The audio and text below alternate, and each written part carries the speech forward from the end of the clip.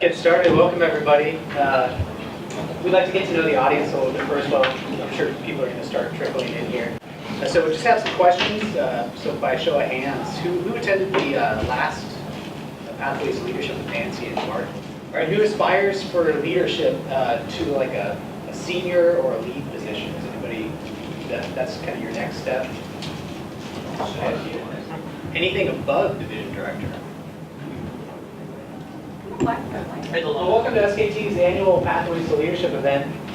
And thank you to all the people that raised your hands for choosing the path of leadership. Appreciate it. My name is Kevin Gorman. I'm a team member with the SKT Skills and Knowledge Transfer Program. For those of you that don't know what it is, it's a grassroots effort that is, it's a grassroots effort to maintain and improve the technical skills and knowledge as we navigate a period of shifting demographics at SPU. We support strategic business plan objectives. The most common, I think, is the one-on-one mentorship program. Most of you probably know about that. And we also assist staff with curriculum development, and specifically curriculum development that targets adult learning and active content. That's why we always start off with asking questions, getting people involved, rather than going up here with a PowerPoint. So there's kind of a method behind everything. I mean, in addition to my work with SKT, which is volunteer, I also actually started working with Henry back in the day with the Development Services Office, getting that off the ground, and that's where I currently work. I'm really proud about all the stuff that we've been doing there and the continuous improvement that's going on a daily basis. And today I have the honor of hosting these two wonderful, exceptional leaders here. Get to know them and get to share with all of you how they came up in SPU and how hopefully that some of you can as well. So I'll do a quick introduction for Melina here. And correct me if anything is wrong, but you hold a... There's space.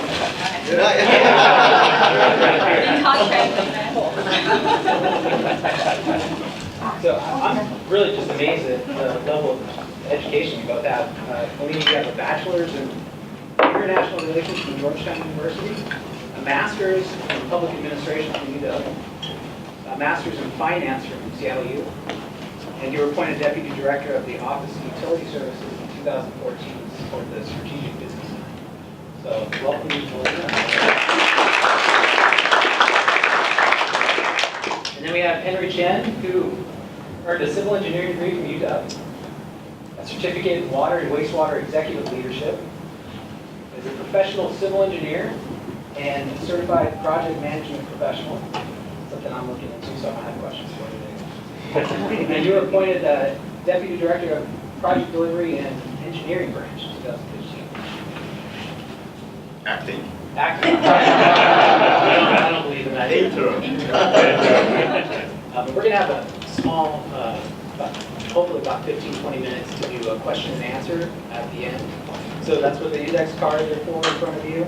If you have a question during the presentation, just jot it down. Then we'll, at the end, pass them all to the right, and we'll have someone to read them off and get some answers to those questions. Keeping the questions focused on leadership for the future of SPU would be appreciated. So first we'd like to get to know a little bit about your career path and specifically what led you to the career path that you're in today, or the position that you're in today. So we'll start with you, Henry, if you don't mind. Where did you start out and what plans, or where did you start out and what were your plans as you started your career? So I started out with the city as a civil intern, and at that time, my plan is to just get a paycheck in the field of my study. That's, if I can achieve that, that's great, because prior to that, I worked in fast food restaurants, delivering bean sprout, delivering pizza. So that's when I first started. I said, wow, it's grateful to have a student internship opportunity in civil engineering. And actually, delivering pizza helped me get a job. At the time, there's an interview panel, and they asked me where you work, and I said down. And in my resume, I have I listed I received an award for most pizza delivered in the 8-store region. And they say, you studying civil engineering? I say, yeah. They said, how's your grade? I said, not too bad. And then they say, you're hired. And afterward, I learned that the reason they're hiring me because I was able to work in a fast food restaurant. And if I get an award in a fast food restaurant, obviously I'm a hard worker. That's what was told me. So anyway, I was very grateful to have that job. And then throughout my career, I went from a student intern to a permanent employee, permanent city employee as an assistant engineer. And at that time, in an announcement, at that time, Doug Johnson is doing my job. He's the kind of equivalent to deputy director of the engineering department. And I was hired into construction management, materials laboratory. And at the time of announcement, the construction management division director wrote hiring announcement. That's how I started out as a city employee. And I spent the rest of my career in the city. I was born with SPU. When SPU was born at about 1997, when they combined the drainage and wastewater utility and solid waste utility, they moved the drainage and wastewater and solid waste utility to combine with water and call it Seattle Public Utilities. And at the time, I was, believe it or not, I was in transportation design. I was in the design, traffic design. And it's a little bit weird, the way how reorganization works. As some of you are experiencing right now, or has been experiencing. At that time, they decided to move the design construction management function from the engineering department, transportation engineering department, and move it into SPU. And that's how I came over to SPU, but not because of materials staff, but because of transportation. I did that job for 3.5 years. Unfortunately, I was the construction engineering manager when we divorced SDOT, the construction management function. There's good reasons. It's a mutually agreement. At the same time, I think SPU recognized that we need to improve project delivery. And so Linda had asked me to work on 4 different things. One is the stage gate. We need to develop a stage gate program. We need to have a better cost estimating guide. We need to evaluate management program, and we need to do a QA/QC program. So the first 3 is utility-wide, and the QA/QC is branch-specific. So I took a risk and told Linda, for me to work this, to be a lead to deliver this, I cannot work as a part-time. I can't manage my engineering, to be a manager of construction engineering and also develop this. And so I told her that I need to be put aside and concentrate full-time working on this. The risk is that I may be remote, I might create distance between me and my people. But it's good. I think that's a good decision. So 1.5 years after that, we got a bunch of program and process improvements on the ground. At the same time, there's a need for the director's office to beef up what I call the engineering side of expertise to inform the director's office in policies and regulations using some engineering expertise. So shortly after that, I came back to project delivery, and I took on different jobs, and yeah. How long has your SPU career been? 20 years? For me, since, it's almost 20 years. I think it's 19 years. Melina, same question. Where did you start out? What were your plans? No plans. So, like Henry, I came to the solid waste utility many years ago, right after grad school. And like Henry, I needed a paycheck because I was getting ready to graduate and I had no money. My internship director saw an opening at Seattle Solid Waste Utility. She thought I would be a good fit, so I applied for it, having absolutely no understanding of what solid waste was. It sounded a little icky to me at the time. I had no idea what it was, but I thought I could do the job. It was doing some recycling planning for the yard waste program at the time, which was really just starting to be up and running. And I don't know how I got the job, but I got the job, and I was pleased as punch. I really had planned to only be in my internship for a year, be done with my internship, and either go into the private sector or go into nonprofits. I really didn't see myself as a career civil servant. But I loved the solid waste utility. I was so surprised at how my coworkers were creative and hardworking and smart, really, really smart, and did such good things for the city. So after my internship started to wind down, I was starting to look at other jobs, but then I became a TES.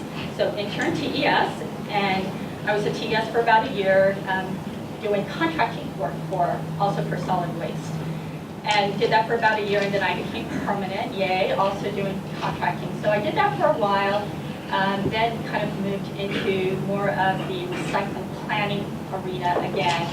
And it was great, but after several years, I was in my 30s, and I was having a pre-midlife crisis. So while I loved recycling planning, I just couldn't imagine doing it for very much longer. So I decided to go back to school, and I thought, finance, why not? Because my personal financial situation was not very good, and I thought, even if this doesn't lead to anything, at least I'll get my own personal finances in order, and I'll get something out of it. So I went into that program. One of the things that happened while I was a recycling planner is I did my job really, really well, and so I had officers from my supervisors that I was doing a really good job. But the other thing that I did, and what I feel is a factor in my ability to move around in the organization, is I was able to demonstrate skill sets that weren't necessary for the job. So as a recycling planner, and back in the days of Lotus, so this was before Excel, Lotus 123, I knew how to use spreadsheets, and I was the only planner who knew how to use spreadsheets. And so when I was going through my finance degree, the finance director at the time, and this was right around the time of the 1997 merger, he was looking for someone to work in the budget group. They had unsuccessfully been able to fill that position, so he came to me literally one day and said, "Want to work in the budget group?" I said, "Okay, I don't know anything about budgeting besides managing consultant contracts, but sure." And those were the days where you could just kind of invite somebody to move in the organization. I did it out of class, and then I got a permanent job as in the budget group. And then I quickly, within a few months, got a promotion as a supervisor, and then our budget manager left, and I was asked to fill in an acting role as the budget manager. I was a budget manager for 9 months, and then the finance director got a promotion. And so I was asked to be the acting finance director. So I was acting for a long time in about 3 different jobs. Finally became the permanent finance director and did that for about 4 years. And then my deputy director got promoted, and I was appointed to be the F&A deputy director.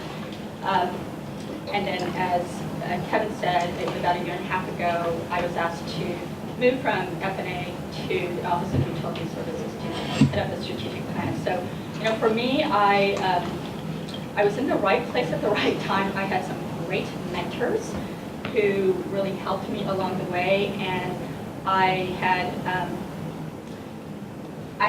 good relationships with senior management. So when opportunities came up, they just sort of landed in my lap, and I was asked to take on those opportunities. But I had to prove myself. When I was asked to be the acting finance director, one of my subordinates asked to leave because she didn't want to work for me, because she didn't think I could do the job. So I had to prove that I could actually be a good finance director, And then it turned out she ended up being one of my very, very best employees and one of my very closest friends. But I had to prove myself because I had these great mentors and these great opportunities. I had these opportunities, and those who gave me the opportunities believed in me, and clearly they thought I could do the job. But then I had to prove myself to my peers and my subordinates, and so hopefully I was able to do that. So here I am. When I was an intern, I really thought I would be in and out in a year, and last year I got my 25-year pin. And I'm planning to be here until I get my 30-year pin. Well, here's some common themes running through your stories. Specific skills, you guys built a set of specific skills. And being in the right place at the right time, obviously. The combination of those two is kind of what helped you out. It doesn't sound like either of you chose this as a career path at all. No, I really wanted to go into international studies, but here I am. Yeah. All right. Well, do you want to say anything else about how you got to your current position, or you want to next leadership? Well, one thing I'll add is what I have really appreciated over the years, and I learned this early on as once I became a supervisor and manager, and what clearly your ability to do your job really, really well is very important. In addition to that, it's not only the technical skills and those abilities, it's the people relationships. Whenever anyone asks me, what are some of the keys to being a successful employee, is you've got to do your job, you've got to do your job really, really well. And if you can showcase some additional skills that aren't expected of you. So when I was in finance, the other way I got noticed in finance was communication skills. I could write.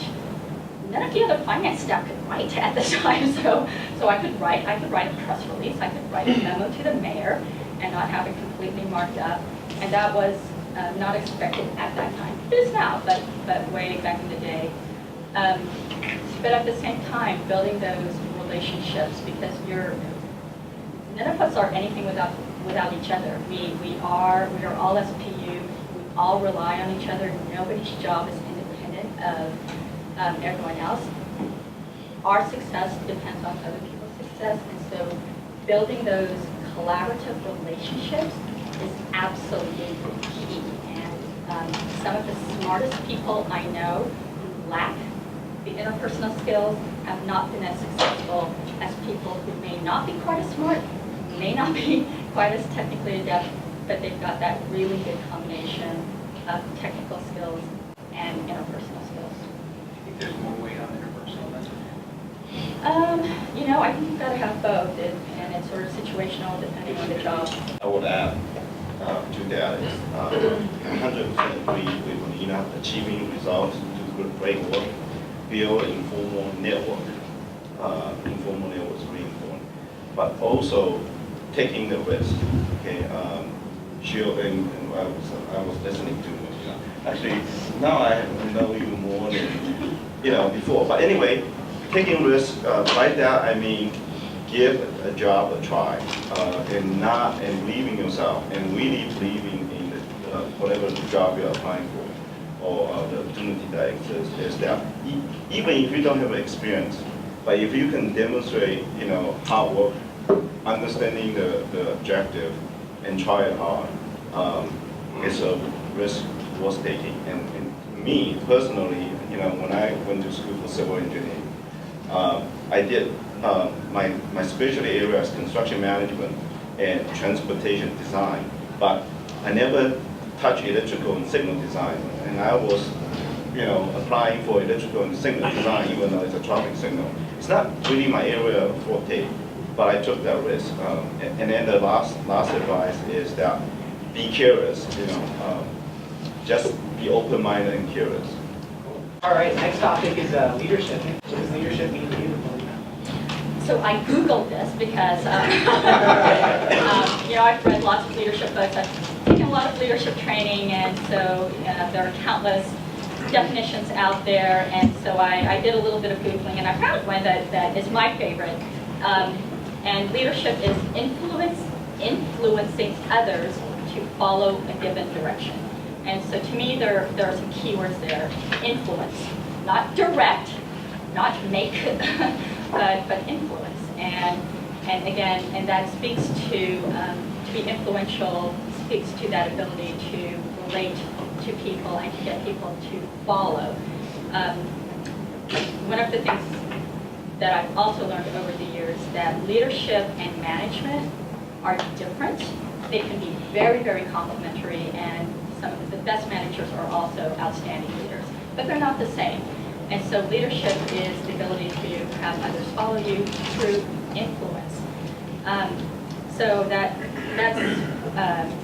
really struck me. And the other thing that I think about leadership is it can happen anywhere at all levels by anyone. There's participatory leadership, there's positional authority leadership.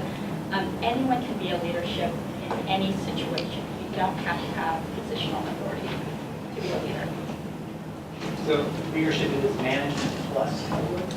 Leadership is influence. Management is just, to me, management is kind of keeping things moving along. And what I believe is that leadership and management are actually two distinct characteristics and skill sets. And the best managers have that leadership ability. There are some managers who are great managers, but lack leadership. So yeah, leadership is a really difficult word to describe succinctly, and it also depends on what do we mean by leadership, right?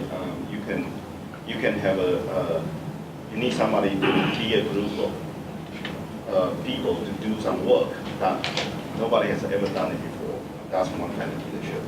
You could have a leader that leads a group of people for personal value and personal need, change the political, change the world, etc. But to me, it comes down to able to inspire others, able to inspire, motivate, and influence others. Others does not mean just the people that you are leading, but across, above, it's all around. And also it's about doing the right thing. Not necessarily getting things done, but doing the right things. And managers more about making sure things gets done, but leaders are setting priorities, but inspire others to do the right things. That's, to me, that's, if I had to give a concrete definition, that's the one I would pick. There's no right or wrong answer, but that's the one. So maybe what advice would you give along the way? I haven't really been given a lot of advice. For me, it's been through experience, observation, other people's experience. But one thing that I've learned and I've seen other people sort of falter a little bit. And so the first lesson for me is you got to be yourself. Don't try and be someone else. You need to be yourself. You need to be authentic, and people need to see that in you. So when we think of Ray Hoffman, one of the many, many reasons Ray is such a great leader is he's authentic. He is who he is. He's not Ray Hoffman in public, director of SPU, and then somebody else behind closed doors. That's not to say we don't all need to sort of adjust and adapt ourselves to different situations. So if I'm talking to the mayor's office, I'll be a little bit more formal, have a little bit of a different persona. But if I'm hanging out with Henry, it's going to be a little bit different. But it's the difference between your style being this broad based on what you're who you're talking to versus this is me. So who you see today is this is who I am. And Henry is really authentic. One of the reasons I love Henry is that that's him. I mean, that's Henry. So being authentic, genuine, and having that self-awareness about yourself and what your strengths are and what your weaknesses are. None of us are perfect. We all have strengths. We all have weaknesses, and being aware of what that is and being willing to continuously work on the things that we're not very good at. again, being true to yourself, but always willing to be a little bit better, and hearing feedback and welcoming that feedback. My former director used to say, the greatest gift that someone can give to you is feedback, because that means they care enough about you to want you to improve. So my view, again, I agree with Melina, and I would just add that 3 things. One is a good leader really need to be clear. And clarity is really, really important. Clarity in what you want to achieve, what you want to inspire others to achieve. Second point is that to have the courage, leaders also need to take risks. And risk to the leaders, to me, to myself, or other risks. And so leaders really, in order to get people to inspire others, etc., you need to be humble. You need to be willing to have the leadership courage and will, and commitment to reach the objective. When others, and you need to walk the talk. You need to demonstrate through action and words. Lastly is use authority as a last resort. Always use informal power. Don't use positional power. Positional power is really a turn-off.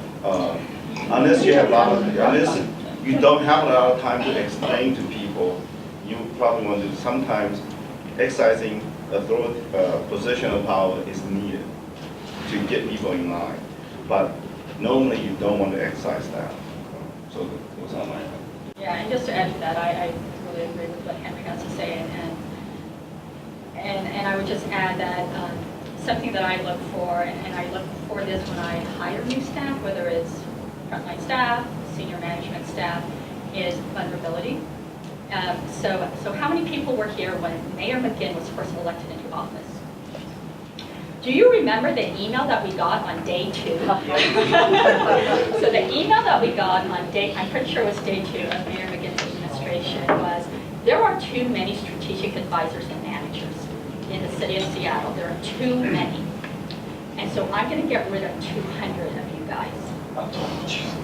So that just sent a panic throughout the city, and it's still something that those of us who were here talk about, because it was awful, and it wasn't as if there were layoffs, budget cuts. It was arbitrary. It was, there are too many of you guys. It's like there are too many notes in Amadeus. And then that was followed by, and here are the targets at the department level. There are I'm going to eliminate this many in SPU. So nobody knew who was at risk, except that everybody who was a salaried employee was at risk, and we were all freaking out.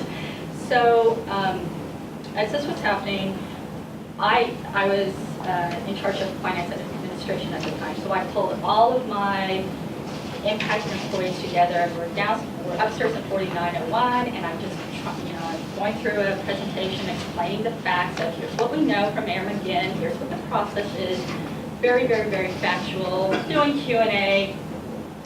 And then at the very end, one of the staff said something really nice. He said, gosh, Melina, it seems like this is all pretty hard on the E team, too.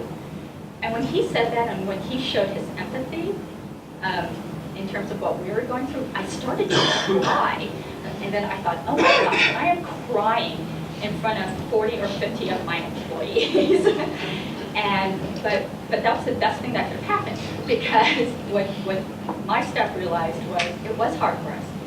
It was really hard for me at that time to go through this, because we had to be the messengers for what the mayor was going to do with our impacted employees. And we were trying to put on a strong face and show that we were with our employees. The moment I started to cry, I saw the whole room change, and afterwards people were coming up to me and hugging me and saying, it'll be okay, Melina, we will all get through this together. But the hour before, it was what's management going to do about this?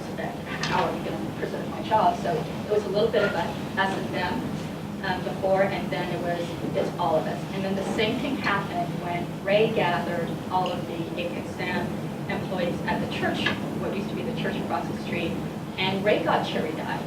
It was really hard on him, and so that, that was a moment that really brought people together, and I think demonstrated to staff that EQ members are human too, and we feel the same pain as employees, and we try and show up as strongly as we can, because we know that we're the leadership of the organization, but we love the organization and our employees, and we're people. So, vulnerability.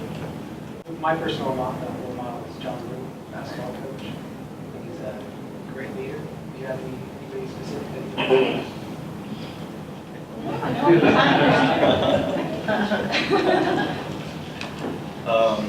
So over my career, I had several different mentors and worked in different parts of the organization. So one person I really admire, and is this person decided at a time, due to his personal changing personal situations, that he no longer want to commit the number of hours required to successfully do his job. But instead of pretend that he's willing to do the job, etc. He actually, I know this for a fact. He chose to step down, and that's the courage. He decided that it's best for the organization. It's not about him. It's not about me. It's best for the organization to have someone give that opportunity for others to lead. And it's not that he cannot lead, but his own situation. And so that kind of inspired me to think broadly. It's not about me. It's more about what's good for the company. So I just want to share that. I don't have any specific role models. There are so many people who I admire and respect, and throughout the organization, throughout life. My parents, and what I try and learn, and I feel like I'm a lifelong student, is to, whether it's someone's value that I really admire, or someone's skill set or ability, trying to learn from that. And so I just feel like I've got this big portfolio of things I've learned from so many people over the years, and when I see something or experience something that I really treasure, trying to remember them, trying to emulate that in my own genuine way. So I don't have a specific. We can Google it afterwards. Okay, we will. All right, well, we'll switch topics here to some of the challenges that you've had to address this year. Maybe you'd like to answer, how do you delegate work and trust others that will work on to free up your time? So, I've only recently thought about this a lot over the last year, because it got pointed out to me by some of my staff who were giving me feedback. And I think for all of us, wherever we are in the organization, sometimes you have to let go at times. And certainly when you're in a leadership role, you have to let go even more, because that's why we have people working for us and with us, is so that we can do other things. Most of us in leadership roles have come up through the ranks. It's not as if you get out of school and you're a director. You've been promoted through your technical skills and so forth. And I love doing spreadsheets and writing memos and so forth. So I've gotten feedback from some of my staff thinking, Melina, should you be doing this? Shouldn't you be doing managerial stuff instead? And so I really had to think about it, because I was getting this feedback from my staff. And what I realized about myself, and my advice is, you just have to figure it out for yourself. Everyone's going to be different. Everyone's going to delegate differently. and figure out how to trust people differently. So what I've learned about myself is orchestra leader. So if I'm an orchestra, I know that in my role, I should be leading the orchestra. That's what I should be doing most of the time. For me to be comfortable leading the orchestra, I first have to try out each of the instruments. I have to read the music and really understand each piece of music. So what looks to some of my staff as getting in the weeds, to me, is getting comfortable with my ability to lead the orchestra. So I'm going to get in the weeds a little bit here and there until I have a comfort level that I know what's going on in the orchestra and I can actually be a good conductor. And so I did that recently where I said to my team, I said, okay, I'm ready to stop being the first violinist, so I'm going to let that go, and I'm now going to move into conducting the orchestra. So that's what I've learned about myself. I don't have a magic answer in terms of how to delegate. And certainly, of course, it's easier to delegate to some staff because they've demonstrated their ability to do the work on time, high quality, keeping you informed when you need to, and others, there's a little bit of a tighter leash. So different circumstances, different teams, different individuals. But I would say just, again, start with understanding yourself and your own style and how you can get to that comfort level of delegating and letting go. So for me, delegation is not science, it's actually an art. You really need to know the people that's most suitable to accomplish the work. What are the skills, technical abilities or political abilities? And having that understanding, then you look at the pools of people that you can delegate to. And but that also requires you to understand the pool of people, what are their skills, what are their strengths. So this is a requirement, and so who can meet those requirements? And it's really hard work, and it takes a lot of time. This is where, but as a leader, sometimes we don't have time, and more often than not, we go by our gut, you know. So we assign the individual. Now, the part about the conversation, the communications, we select the individual and we have delegated. I think with a high energy, high producer employees, the issue is not about due date. The issue is about, before you fully explain the objective of what you try to accomplish, they already buzz out, they already start working on it. And so a lot of time, you get a product that's complete ahead of schedule, but may not be totally what you wanted. For the more laid-back kind of individual employees, you really need to be clear for the due date. And you also need to be clear about who checking points and who they can go ask for help if they need. Either you can help them or point out to some other people that done those work before. So I'm going to a lot of details on the delegation, but that's kind of my suggestion. Thank you. Dina, for your perspective, how can SQ enhance, or how can SQ staff enhance their own personal goals and leadership skills? My experience and my reality is represented reality and experience. I think my one of the advice is first of all, you need to know yourself, and you need to know what you want to do, both in the immediate future and in the long term. And it's okay to have a goal that changes. The long-term goal can change. A short-term goal, you probably really want to give a serious thought about, what do you want to do for the next 2 years, and then be use your informal network, and your colleagues, and look for opportunities.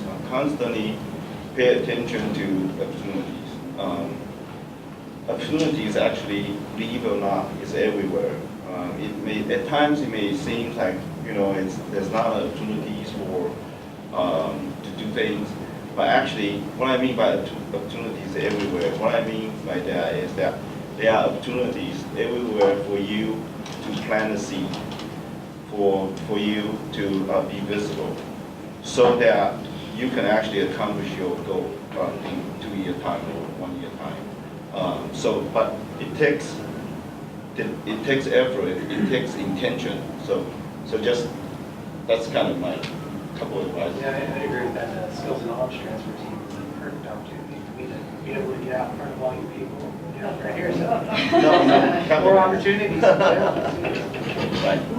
So I know one of the things that SKT has been really successful at over the years, and something I mentioned early on as being a factor in my career is mentorship.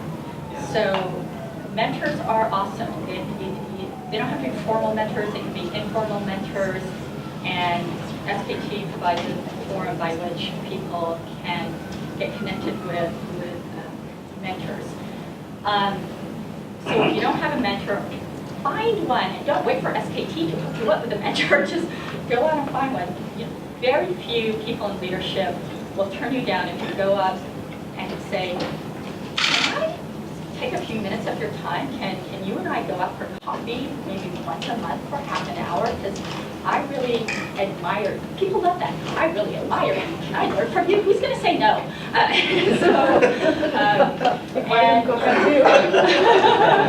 So find someone in the organization, and it can be a peer who you want to learn from and gain some experience, perspective, exposure, and also find somebody who's going to give you feedback, not going to tell you all the things you want to hear about how great you are, and no, I don't have to really do anything. If you feel like you're stuck and you don't know why you're stuck, find someone who's going to give you some good feedback on how to achieve what you want to achieve. That honest feedback is again, it's a gift. None of us are perfect. We all have room to grow, and I appreciate the fact that I constantly get feedback from my peers, my subordinates, and my boss, and take that graciously, because all you can do is to grow as a person and achieve your goals. So I would say, find someone who you admire and can help you out, and not more than one. You can look for 2 or 3. Open door hours. Open door. No one ever does this. So speaking of mentor, I just want to give a quote, and I think Joe Carter for this. This is when I was his manager, and he told me, I see him as an informal mentor to me. One day he told me, he says, "Henry, to be a good leader, first you need to be a good follower. You need to know what are the followers you need to go through," and that's really powerful to me, right? So, I think that what I gather out of that is that if I'm following a leader, I like to feel valued, appreciated.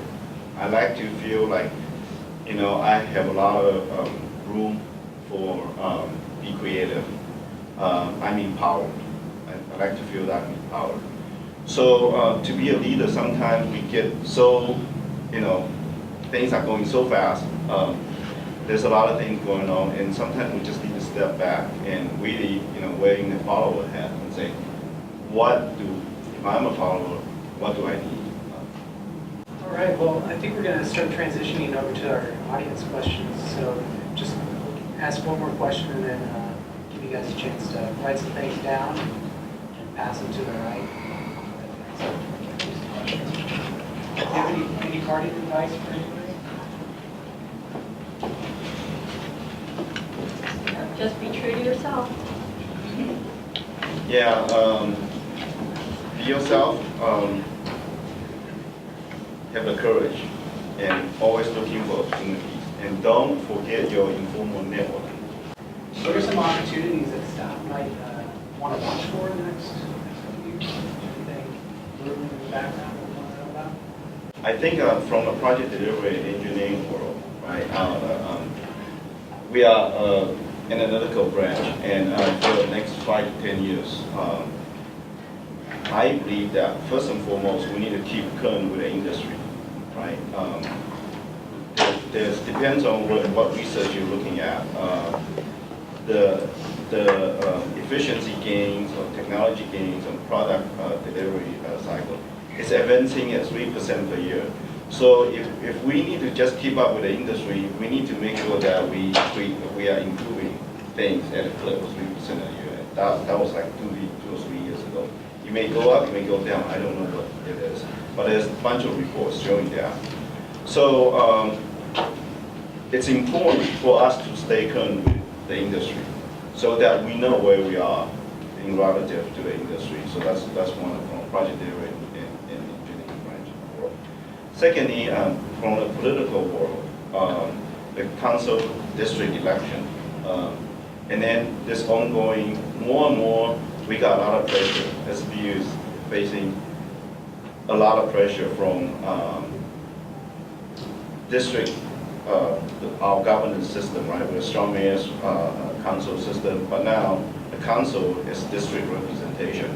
But the desire to respond to the customers' question, the timeliness of how fast we respond to people's question, that's something I think is really important to keep in mind. For each line of business, I can't really speak. Kent, you're in the back, maybe you can speak for solid waste, and Melina, you can speak from the corporate strategic business plan viewpoint. What are the particular challenges or opportunities? A plug for the strategic business plan, because I'm kicking off leading up, updating the strategic business plan. We update it every 3 years, and so we're getting ready to update it. And you know, that, I'm really hoping that one of the things we do well, better this time with the strategic business plan is really to involve employees at all levels of the organization, in every branch, a lot more in the strategic business plan, because this is a plan for our customers, to Henry's point. And it's our roadmap for how we deliver the very best services at the very best price to our customers.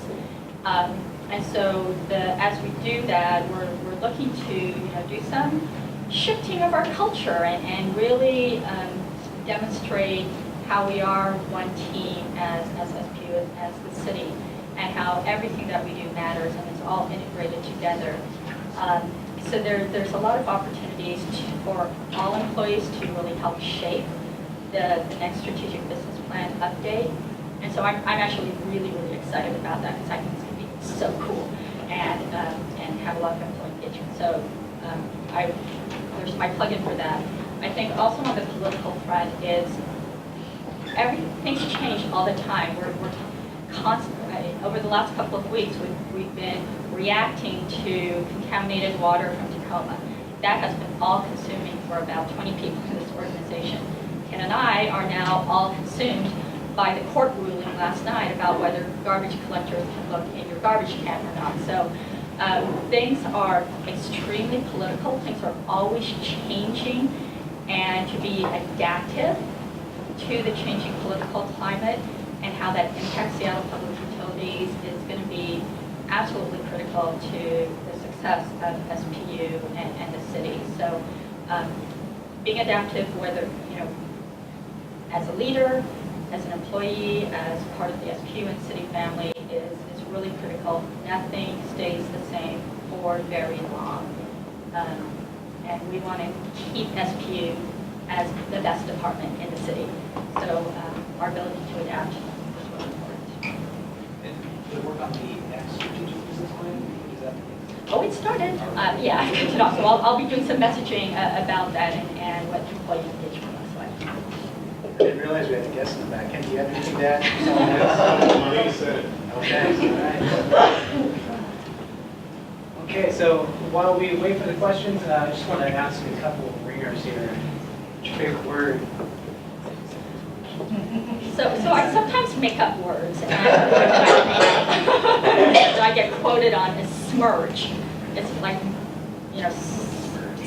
so merging things together, smurging, and I used that at a leadership forum once in front of 200 people, and afterwards people just kept coming up to me and saying, smurge. So that's my favorite one. Smurge. So my favorite word is improve. Believe it or not, I have needs, right? And so she came and visited us in the summer. This is like 4 or 5 years ago, and so I was logged into the PC, and she said, "What's your password?" So I typed in improve. She said, "What does that mean?" Right? And I say that kind of motivate me to be innovative, to apply continuous improvement, to learn different subjects. So that's kind of my favorite book. Okay, this is a little bit harder. Favorite sound?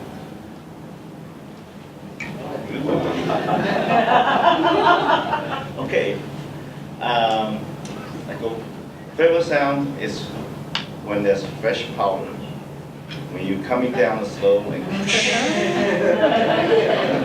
the sound of snow, carving out and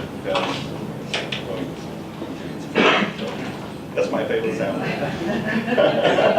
Waves crashing on the beach. I love the beach. And then a final PPA. Wow. Asparagus. Asparagus. I'm going to go with kale. It's very popular right now. And I just learned how to make kale, and I really, really like it. So. Broccoli. Georgia Bush probably, who's senior, probably here and but broccoli. Okay, you guys, you want to go ahead with the audience questions? No more slightly predictable questions. So we have a number of questions maybe we can get to. This could be for either of you. You talked a little bit about feedback. How do you establish culture within your staff and branch to make it safe for people to feel like they can offer feedback, whether that's to their leaders or to peers within their group? So one of the things I do when I start working with a new employee, start with a new group, I just tell them, you can give me feedback. I would rather, I'm a direct approach. None of us are mind readers. We can't always infer what you're saying if you're trying to soften a blow. If you're trying to give us bad news, I'd just rather be very direct. There's too much going on. We miss too much in communication, and and relationships are important. So I welcome feedback, and I will give you feedback. So please feel free to do so, very respectfully. But so I feel if you're in a leadership role, to remember to invite the feedback first, and again, just starting with yourself. I can't tell PDEB to go ahead and give Henry feedback. Hopefully Henry's already saying that. So I think you start with yourself and just build that culture and go from there. Yeah, so I love feedback. It's not as often anymore, but when I first joined E-Team, how do I do in the E-Team? Last week's meeting, And so personally, I love feedback. It's not just my peer, but I love my staff to give feedback.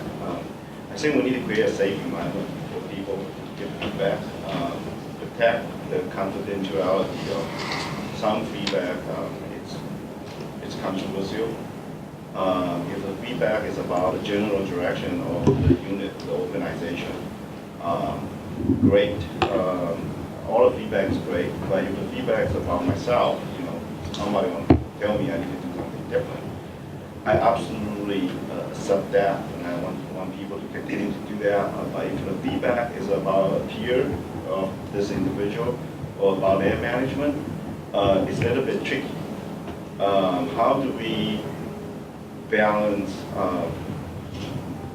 How do I not promise to take action while provide a safe environment, and also take action to explore, to get more data, etc. So it's really tricky on feedback, but the bottom line is I welcome feedback and promise to create a safe environment for people. I just want to add one thing. If you're in a leadership position, or if you're in any position and you invite feedback, you actually have to mean it. So you can't say, oh, I invite feedback, and then someone gives it to you, and then you get all defensive. Yes. So you have to demonstrate that you actually mean it. and I recall one situation where I had to make a decision. I had to make a really, really hard decision, and the division director who it affected was in complete disagreement with me. So that division director mustered up their courage and said, Melina, I don't agree with you, and proceeded to tell me why I was wrong. And I had to think about it and empathize with the division director. And so the first thing I said was, thank you for telling me what you really think. I know it was hard for you to disagree with me, and it took a lot of courage for you to disagree with me. So I appreciate the fact that you were willing to be honest. I don't agree with you, let me tell you why, talk about it. And what I realized at that moment was I could have destroyed our relationship by just saying, positional authority, I made my decision, this stands. So I needed to walk my talk, and fortunately I caught myself and realized the first thing I needed to do was say thank you, and I understand how hard this was for you.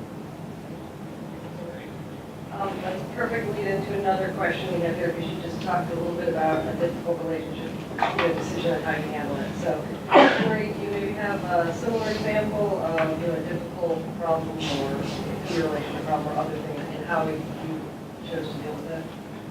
Yeah, the recent example has to do with one team. I think most of you have learned about one team. And I get a feedback from one of my peers about one of my staff, not direct report, but employees. And the difficulties with that kind of feedback is that I need to take action, which is great. It's not about taking action, but how do I approach this employee and their management chain and get the facts, get their viewpoint, get their perspective. And if there is difference in perspective and facts, how do I go back to my peer and in a way that all the perspectives being shared, acknowledged, and use issue joint problem solving as opposed to, and I actually, sometimes I engage that kind of behavior myself. It's like, in a heat of moment. So I think giving and receiving feedback and leadership challenge is that sometimes the timing, right? Sometimes it gets angry, upset, you're starting to take actions that it's not a normal action.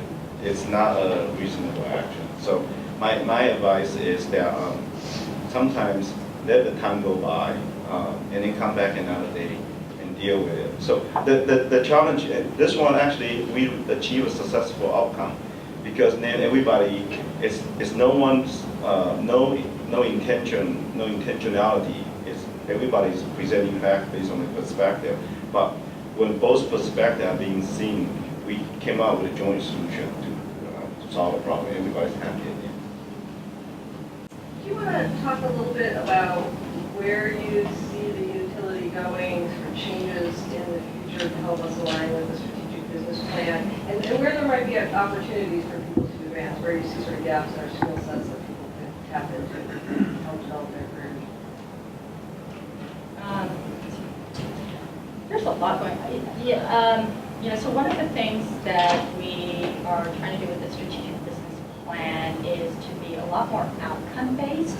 So rather than thinking about all of the thousands of individual activities that we're doing, is to really get a handle on what is it that we're trying to achieve for our customers, and what are our outcome goals or strategic objectives for each of the lines of business, for each of the branches, so that all employees we talk about line of sight, and a lot of you all have done the so that exercise. I do this, so that. So what's been happening is people have been saying, well, I do this activity so that I keep Seattle the best place to live. That's kind of a big jump, and we're trying to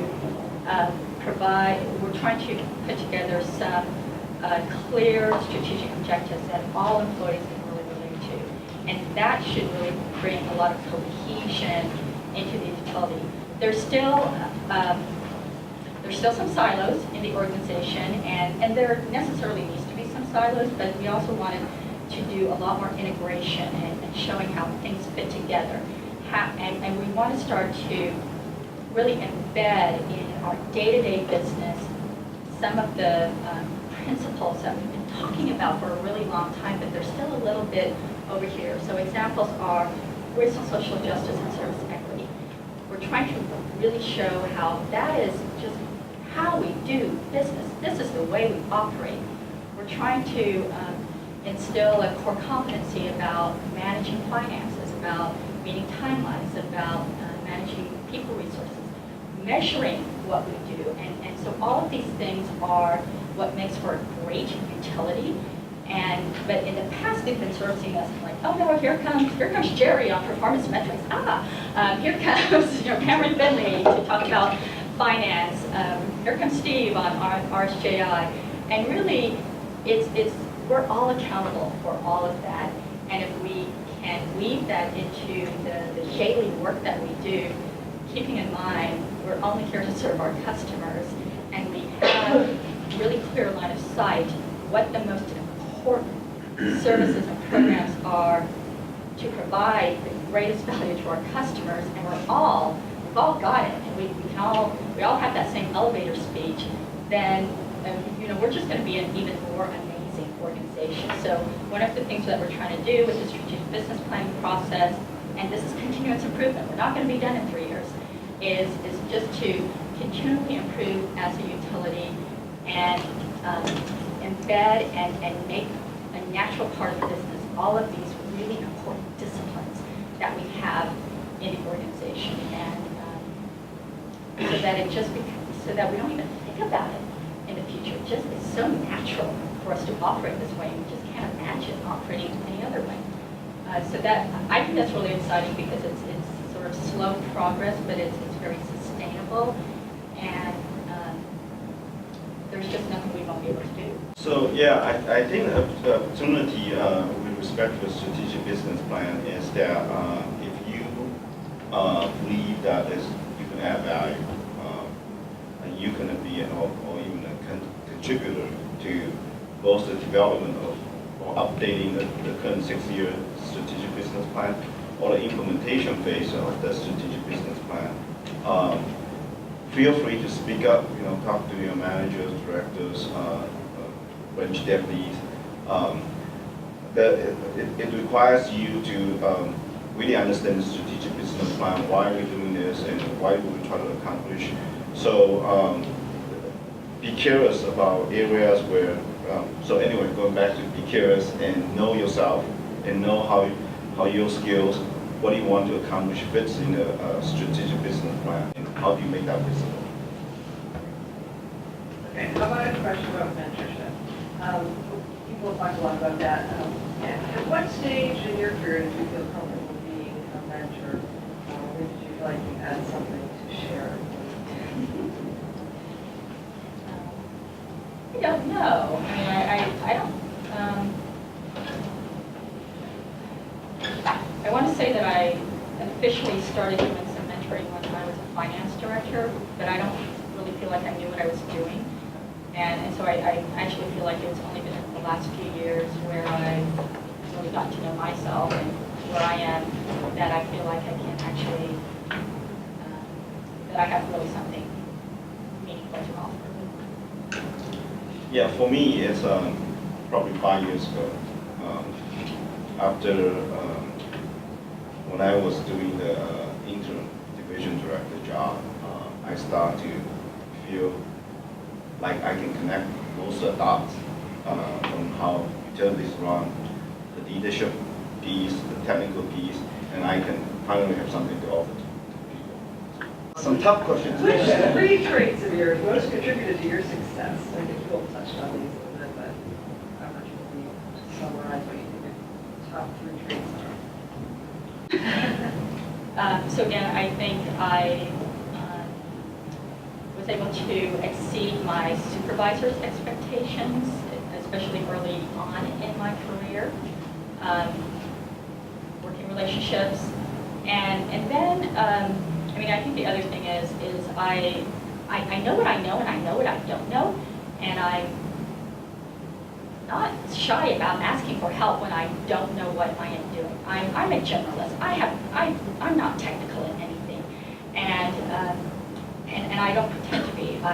When I first took over as the finance director, I was filling some really, really big shoes. And the first thing I said is, I'm not your former director, so I am me. This is who I am. Here's what I have to offer, and this is where, I am not a finance expert, so I'm going to have to lean on others. So again, that the self-awareness, and then being able to verbalize the self-awareness and being able to just sort of accept who you are. Again, being willing to learn, so it's not as if I know, I'm not a finance expert and I'm never going to be. Of course, I had to learn more about finance, being the finance director, but being honest about yourself, with yourself, and with others. Yeah, so that's the other thing. You got to put your ego at the door. I mean, we all have egos, but the smaller your ego is, the easier the working relations are going to be, the easier it is for you to show your vulnerability. That doesn't mean cry all the time, but it, people appreciate, it's easier to work with people with smaller egos. Yeah, I would add that be human. Putting your ego, check your title at the door. That really creates an environment where it put me in a place where I will always practice active listening. Because if I already know the subject, I have the ego, I know it all, pretty soon I'm going to tune off. But there will always a nugget in subject matter that even I'm pretty confident I know it all, that I can learn.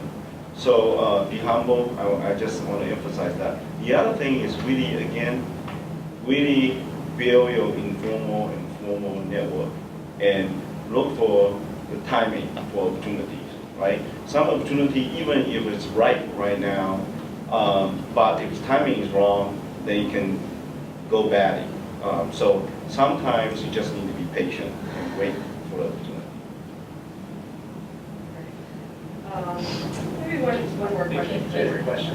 Jason, have a question? Yeah, Given the present restrictions of an SPU compared to the past, what's kind of the advice from both of you with regards to moving up and into leadership within the organization now? Oh, Jason, that's a trick question, because you and I have talked about this. it's a great year. It's hard. It is really hard. The personnel restrictions that the city has makes it difficult to promote based on outstanding performance, skill sets, and ability. I haven't worked in the private sector, but I imagine it's a lot easier in the private sector too. You show your stuff, you show that you can do higher level work, different work, and you move around. So it is tough. I actually don't have a good answer except to find a mentor, spend time with a mentor, and try and explore some other opportunities.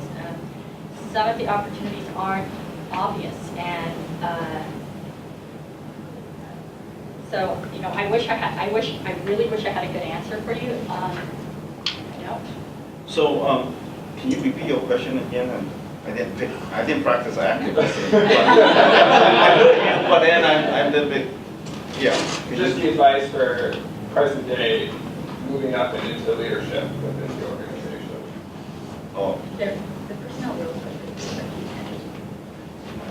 I think in the public sector it's really important that we demonstrate fairness, right, and adhering to rules and policies. And however, having all these constraints placed in the public sector, I think that achieving good results, right, just do your work well, and then be visible and continue to build that relationship. Who knows? Because if you have an early, let me just give make up a scenario where if one has a good network of people, support, formal and informal, and people knows you can do your job well, and people knows your desire, your plan is to move up.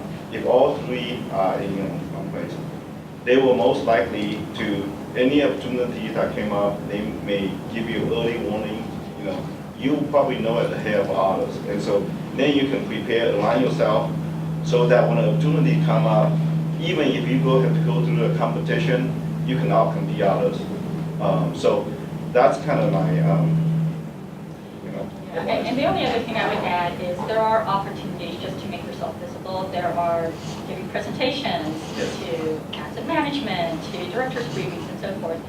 And I recall times when Ray has come back after a presentation and said, "Wow, that employee has really good communications and presentation skills, and they did a really good job on their business case. That was impressive." So there are 1,400 employees in the organization. We don't know who all of you are, and we don't know what everyone does. And sometimes, beyond your own division, the only, or one of the limited opportunities that you have to be exposed to other division directors, deputy directors, and Ray is by giving a presentation. And so communication skills, presentation skills, analytical skills, asking good questions are all things that you can do in your own jobs to get noticed.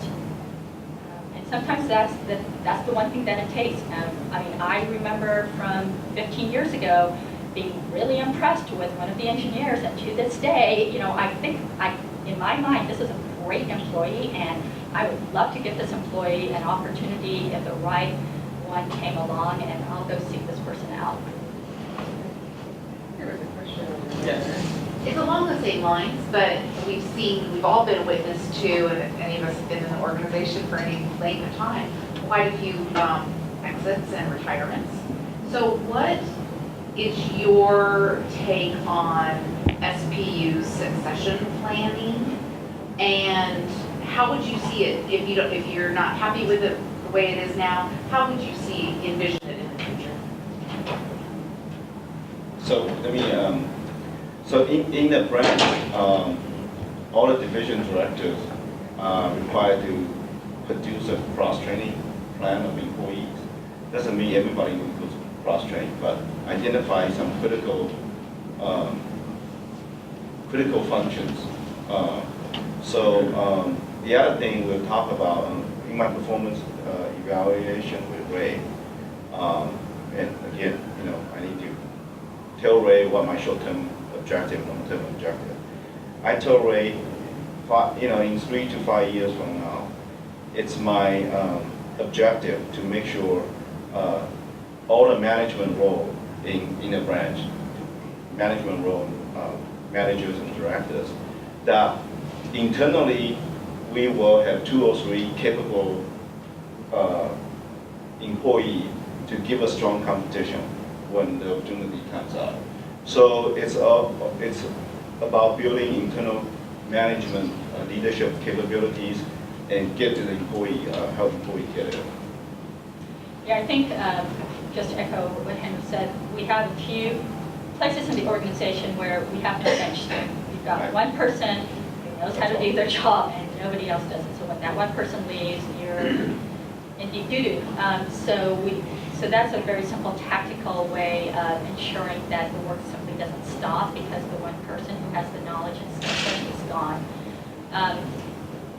Beyond that is, the cross-training is the one team. So if you've got a team, when my father died 6 years ago, I was in the middle of the budget process, and I was single-handedly writing the budget issue papers because that was layoff time. So I didn't even have the finance director or the budget manager helping. But they knew enough of what was going on, and I really trusted them that when I was out of commission because I couldn't be in the workplace because I just lost my father, they picked it up, and they were able to carry on, and it was just fine. And so we had built this formal and informal relationship and enough trust and shared abilities and skills that even though they didn't know exactly what I was doing, I could hand it off to them and they could pick it up and run with it. So having that, it's the one team concept of it's, none of us are doing this alone. And and we just have to carry forward. The other thing, back to the strategic business plan, is if we know what our absolutely highest priorities are, when we are short of resources because we've had some attrition, we know that, well, you know what, we can let that go a little bit, because rating that service level is not a huge deal. We've got to focus over here. And if we lose resources here, we're going to have to redirect resources from over here to over here.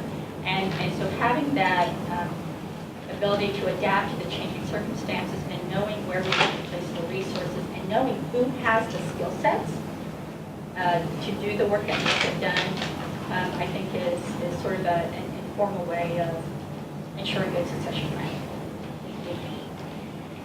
Do you have any more questions? We We have do, time I'm for just people. mindful of people's time, so. We have about 5 more minutes. Yeah. Maybe one question related to the strategic business plan, I'm not sure if I covered this. Are there particular skill sets that you see that we need? I mean, is it, better, different kinds of engineers? Is it more in the field operations, strategic planners? Are there major skill sets that you see there's being gaps in that we need to try to fill? So, I think that system knowledge, what I mean by system is the infrastructure network, right? How the sewer system, drainage system, how they're all connected, how they work. Not particular projects, not particular areas, but how does the entire system, how it work, and what is our plan to make sure that we are ready to for any new regulations, coming our way. Some regulations are in different phases of getting to the approval authority, and also the growth in Seattle, right? What's the growth? And then lastly is the cost of service delivery. Those three, I think, it's something that still SPU still can improve on. I have a more generic answer, and both Jerry and Mike have heard me say this in performance measures. So when I think about Seattle Public Utilities, we're a very analytical organization. We're very left-brained. We've got a lot of engineers, PMs, scientists, analysts. So we're very, very analytical, and we tend to, we're more of a left-brain organization. And we have some right-brain people in our organization, but us left-brainers really outnumber the right-brainers. And what I've really grown to appreciate over the last couple of years is the need to have both. For those of you who have been exposed to change management, and that's something we've really embraced, is that technical success does not equate to project success. You can have a technically successful project, but if you haven't brought the people along, it's not successful. And so it's those soft skills, again, the interpersonal, the understanding how to effectively communicate, help people understand why their jobs or their task might be changing when it needs to do to them, how to, in the absence of having wonderful promotional opportunities, how else can we keep people here and have their jobs be satisfying. So these are all soft skills that I think SPU can really grow more of to complement our very outstanding hard skills that our left brain utilizes. And so if we can grow our right brain a little bit, I think, again, we're just going to be an amazing organization. Well, I'd like to thank Betsy Lyons for event coordination and Kim Sirwell. Did I pronounce that right? Yeah, no problem. You guys have done an outstanding job pulling all this together. There's a lot of work that goes behind the scenes to get all you guys here, so I just want to appreciate you guys. Melina, thank you for coming here and sharing your experience about it. I really want to give a big kudos to SKT team. I think they are persistent, they're committed, they take risks, and here we are today. And to me, that's leadership. Okay, so and hard work for you guys. So I really want to thank you guys. And a special call out to Kevin, because I know when we first met with him to prep, he said, I'm very introverted and this is not what I do. So for Kevin to be our facilitator and such a good facilitator is a testament to your leadership. And I too, it's been a joy for me to really get to know the SKT team members over the last few months, and I'm really impressed with the accomplishments to date and the goals that you all have going forward. So Henry and I are really trying to support the work that you all do. So thank you for providing that leadership for your